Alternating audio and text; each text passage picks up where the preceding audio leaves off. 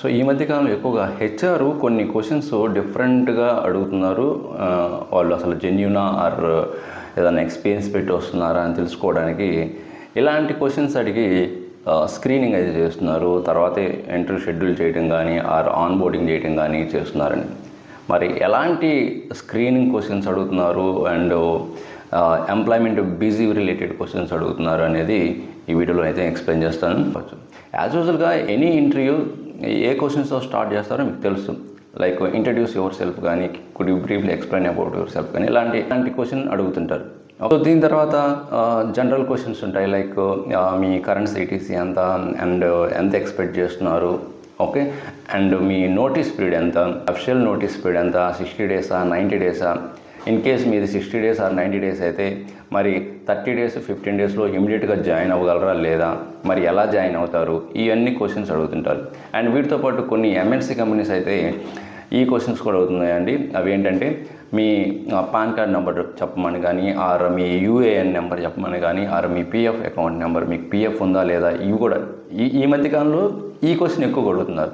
Do you have any PF account or not, if yes then tell me that PF account number, ఇలా అడుగుతున్నారు. And ఇవి mostly MSc companies ఎక్కువగా ఇలా అడుగుతుంటారు. And some mid size companies కూడా అడగడానికి అవకాశం ఉంది.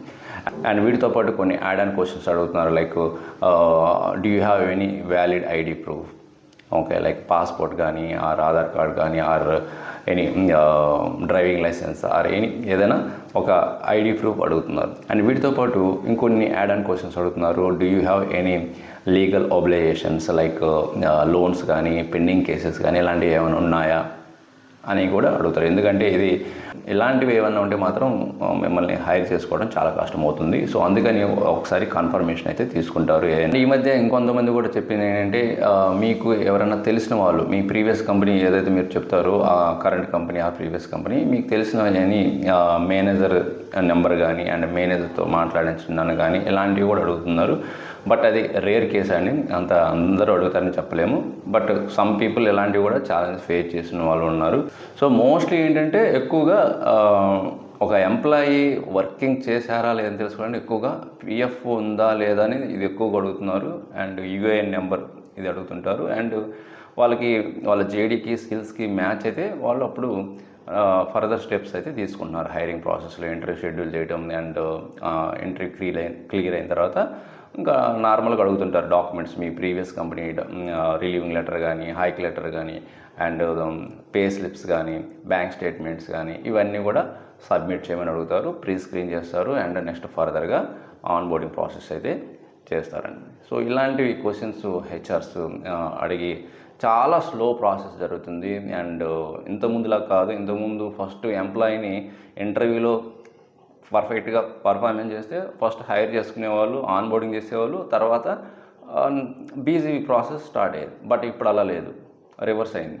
ఇప్పుడంతా కూడా ఫస్ట్ అట్లీస్ట్ 50% ప్రీ స్క్రీనింగ్ చేస్తున్నారు. మీ డాక్యుమెంట్స్, మీ పాన్ కార్డ్ బేస్ చేసుకొని కానీ, మీ పిఎఫ్ అకౌంట్ బేస్ చేసుకొని వాళ్ళు ఐడెంటిఫై చేస్తున్నారు. మీరు అసలు జెన్యూనా, వర్క్ చేశారా లేదా, ఏమైనా ఓవర్ ల్యాప్ ఉందా, ఏమైనా కేసెస్ ఉన్నాయా, ఏమైనా లోన్స్ ఉన్నాయా, ఇవన్నీ తెలుసుకున్న తర్వాతే క్యాండిడేట్కి ఆన్ బోర్డింగ్ అయితే చేస్తున్నారు. అందుకే కొంత స్లో ప్రాసెసింగ్ జరుగుతుంది. ఇంతకుముందులాగా 3 days 4 daysలోనే మొత్తం హైరింగ్ ప్రాసెస్ కంప్లీట్ చేసి ఆన్ బోర్డింగ్ చేయట్లేదు.